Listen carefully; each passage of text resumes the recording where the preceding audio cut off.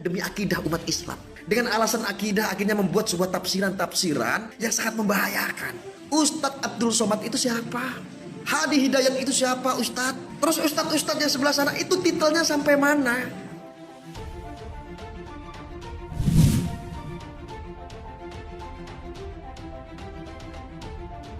Lagi-lagi dibawakan kembali dengan video Gus Arya yang kali ini berani-beraninya nama Ustadz Abdul Somad dan Ustadz Hadi Hidayat diseret dalam pemahaman akidahnya.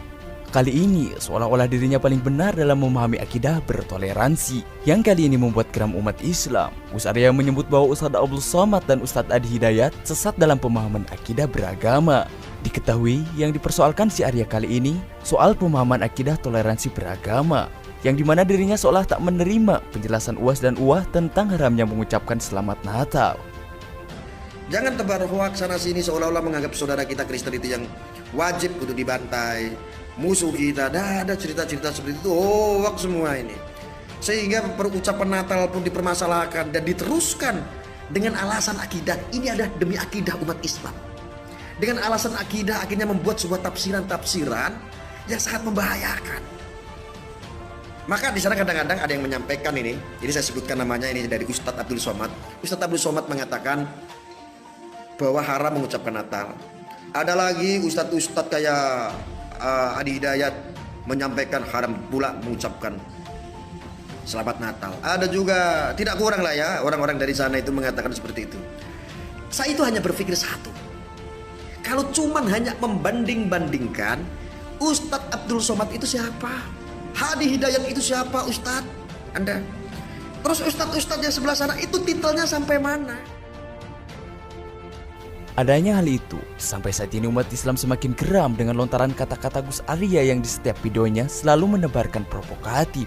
Padahal kalau kita dengar dari pernyataan guru-guru kita, Ustadz Hadi Hidayat dan yang lainnya, yaitu soal pemahaman akidah, beliau semua selalu menghadirkan rasa hormat dan santun dalam bertoleransi. Ya, tidak seperti tuduhan si Gus Arya kali ini.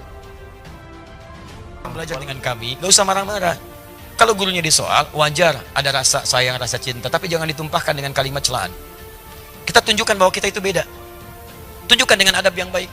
Disoal oleh misalnya golongan tertentu, kita tunjukkan dengan kebaikan. Dilihat kita di sifat ini, tunjukkan yang baiknya lagi. Dibilang kita intoleran, tunjukkan toleransi yang baiknya. Dibilang begini, sampaikan kebaikannya. Sepanjang hubungan berbangsa dan bernegara, saya katakan hari ini, termasuk kami sampaikan pada saudara-saudari kami sebangsa setanah air yang barangkali akan merayakan satu ibadah dalam agamanya setiap Desember bagi umat Kristiani yang barangkali akan merayakan Natalnya. Saya memohon maaf Hadi Hidayat sebesar-besarnya kalau belum mampu mengucapkan selamat kepada hari raya ibadah Anda, karena memang dalam kepercayaan kami tidak mampu mengucapkan itu. Tapi bukan berarti itu semua menjadikan kami tidak harus saling berbagi dalam kebaikan masalah urusan berbangsa dan bernegara. Insya Allah kami hadir bersama Anda semua dalam urusan kemanusiaan. Jika ada yang dibutuhkan kami tampil insya Allah. Ada hal yang dibutuhkan kami berbagi, ada kasih sayang kami berikan, tapi kami minta maaf sebesar-besarnya dalam tanggal 25 Desember karena ini kaitan dengan perayaan ibadah, kami tidak bisa mengucapkan ucapan selamat. Tapi urusan tentang kehidupan berbangsa bernegara, kita adalah tetangga yang baik, kita berbagi dalam kebaikan seperti Rasul kami mengajarkan insya Allah. Nah, dengan demikian insya Allah kehidupan kita juga bisa baik. Jadi kalau nanti ada urusan apa-apa, ada teman-teman seperti saya sampaikan di Jakarta tadi, antum punya tetangga non-muslim, maaf, Kristen, Hindu, Buddha, macam-macam sekitaran kita, urusan dunia, bagi. Di kantor ketemu, bagi. Punya kelebihan, traktir. Ya, dan ucapkan kalimat tauhid. Tumben traktirnya hari ini. Alhamdulillah, bukan karena tumben, Allah perintahkan saya untuk berbagi. Sebutkan kalimat Allahnya. Besoknya, begitu belum berbagi, dia muncul lagi. Allah nggak perintahkan hari ini. Oh, Masya Allah. Nah, adapun yang dipersoalkan mengenai akidah, itu tergantung akidahnya masing-masing. Ya, jika si Arya memahami bahwa mengucapkan itu sebuah perkara yang halal, seharusnya dia tak usah bawa-bawa guru-guru kita untuk disalahkan dalam keyakinan akidahnya. Jelas bahwa hukum mengucapkan ucapan selamat, ingat baik-baik, mengucapkan ucapan selamat pada agama lain di luar keyakinan kita, dalam keimanan kita sebagai muslim, itu tidak diperkenankan. Haram hukum yang mengucapkan selamat misalnya A, selamat B, yang dalam selamat itu ada unsur pengakuan. Awas, ada unsur pengakuan, ada din selain Islam atau agama yang dibenarkan selain Islam. Itu adalah wilayah keyakinan iman kita. Sebetulnya sama aja. Yang bukan Islam pun, non-muslim pun meyakini kepercayaan dia yang benar. Jadi sebetulnya itu keyakinan standar setiap pemeluk agama. Itu indah sekali, ya, indah dalam Islam itu. La ikraha fid din. Baik, tidak ada paksaan dalam agama. Kita nggak boleh paksa orang. Tapi kita pun tidak boleh mengikutkan keyakinan kita pada keyakinan orang lain. Dan itu sebetulnya standar dalam keyakinan beragama. Silakan cek Quran surah ketiga Ali Imran ayat ke-19, paling kiri sebelah atas. Innad dina indallahil Islam. Innad dina, sungguh ad-din. Ad-din, pegangan hidup, hal yang mendekatkan pada Allah. Din yang dipahami dengan agama itu, kata Allah, nggak ada yang lain di sisi Allah kecuali Islam. Allah sudah mengatakan, lihat, yang saya ridhai, yang saya tetapkan hanya Islam, tidak ada yang lain. Bahkan kalimatnya menggunakan indallahi. Inda itu bisa berarti yang sangat dekat, bisa berarti yang ridhai, bisa berarti juga yang ditetapkan. Bahkan kalau dalam konteks kemanusiaan, yang dimiliki. Misal, ini indik qalam. Ini punya saya. Yang lain bukan punya saya. Kata Allah, inna dina indallahi Islam. Yang saya tetapkan itu Islam, yang lain enggak saya tetapkan. Bahkan kalau antum buka lagi sampai ayat 85-nya, nanti antum akan temukan, wa may yabtaghi ghairal islami dina falan yuqbala minhu. Pakai lan. Siapa yang mencari selain Islam, mengakui selain Islam, menetapkan selain Islam, kata Allah, enggak akan saya terima. Dan kalimat tidak menerimanya menggunakan lan. Ada lan, ada la, itu beda. Kalau la, itu harfu nafyin, menafikan sesuatu. Tapi juga hati-hati. Tapi juga penafian ini bisa dua jenis. Penafian mutlak, atau yang kedua penafian saat itu tapi dunal istiqbal. Tanpa yang akan datang, saat ini saja. Contoh penafian mutlak dalam kalimat asyhadu an la ilaha illallah. Saya mengakui tidak ada Tuhan kecuali Allah. Ketika la-nya menafikan mutlak. Ketika menggunakan alif lam la ilaha, ketika menggunakan illa isbat. Isbat itu menetapkan yang satu, menafikan secara mutlak yang lainnya. Dia katakan asyhadu an la ilaha, saya mengakui, menyaksikan tidak ada Tuhan sama sekali, mutlak. Tolak. Illa, tetapkan, kecuali Allah, hanya Allah saja. Yang lain ditolak secara mutlak, hanya Allah yang kita tetapkan.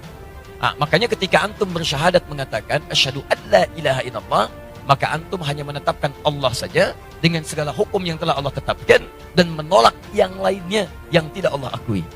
Sekarang Allah tetapkan agama, din yang saya tetapkan hanya Islam saja, yang lain saya tolak. Dan penolakannya menggunakan lan. Perhatikan, pengakuannya menggunakan la illa, penolakannya menggunakan lan. Dalam ilmu nahwu, gramatikal bahasa Arab, lan itu harfu nafyin wa nasbin wastiqbalin. Harfu nafyin, huruf yang menafikan, tolak. Nasbin, menasabkan, kuat penolakannya. Wastiqbalin, sampai kapanpun. Masa kapanpun. Mau sekarang, mau alam kubur, sampai mau kiamat. Perhatikan cara menerjemahkan ayat itu. Wa may yabtaghi ghairal islami dina. Siapa yang mencari din, keyakinan, agama, kepercayaan, ghairal Islam, selain Islam, falan yuqbala minhu. Saya enggak akan pernah terima. Sejak dia di dunia, sampai di alam kubur, sampai di akhirat nanti. Saya enggak akan akui, kata Allah. Paham ya? Jadi ini wilayah keyakinan. Jadi dalam Islam kita punya keyakinan yang paling benar Islam. Makanya kita bersyahadat memutuskan masuk Islam. Non-Muslim dia punya keyakinan yang benar menurut dia adalah kepercayaan dia.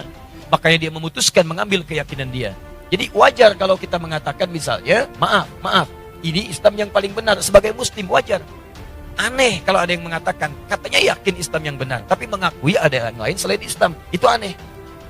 Makanya dalam teori ini tidak berlaku teman-teman sekalian, tidak berlaku hukum pluralisme. Gak berlaku. Pluralisme itu pemikiran yang aneh.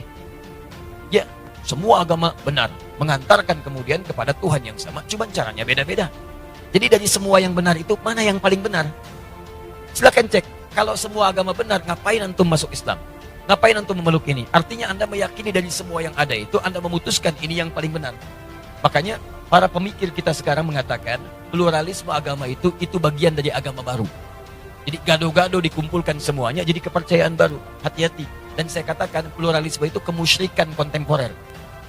Awas hati-hati, kemusyrikan kontemporer. Jangan terjebak pada persoalan-persoalan yang demikian, itu mesti hati-hati.